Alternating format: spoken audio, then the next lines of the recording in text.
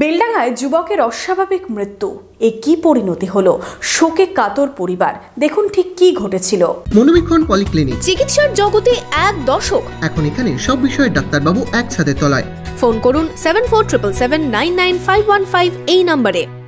কলেজের বন্ধুর সাথে প্রেম, তারপর কি হলো হঠাৎ? কলকাতায় এক কোম্পানিতে কর্মরত বেলডাঙ্গার যুবকের অস্বাভাবিক মৃত্যুর ঘটনায় খুনের অভিযোগ পরিবারের। কলকাতায় নিজের ফ্ল্যাটে থাকাকালীন উদ্ধার হয় রাকেশ হোসেন নামে ওই যুবকের ঝুলন্ত দেহ।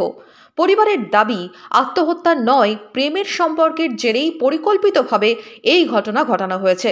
দুঃসংবাদ বাড়ি আসতেই কান্নায় ভেঙে পড়েন আত্মীয় স্বজনেরা। মেয়েটা আর আমার বেটা একসঙ্গে কিতারাম কলেজে থেকে ওরা পড়াশোনা করে, তখন থেকে ওদের ভালোবাসা থাকার পর তখন বেটাকে এবার ও অন্য ছেলের সঙ্গে লাইন করছে।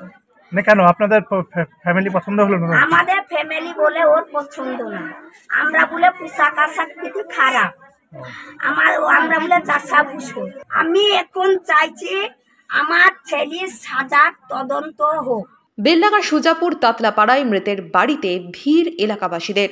মৃতদেহ বাড়ি ফেরার অপেক্ষায় সকলেই। মৃতের পরিবার বলছে, ঠিক কি ঘটেছিল পুলিশি তদন্ত হোক, আসল ঘটনার সামনে আসুক। এখন আমরা এটা রায় চাই যে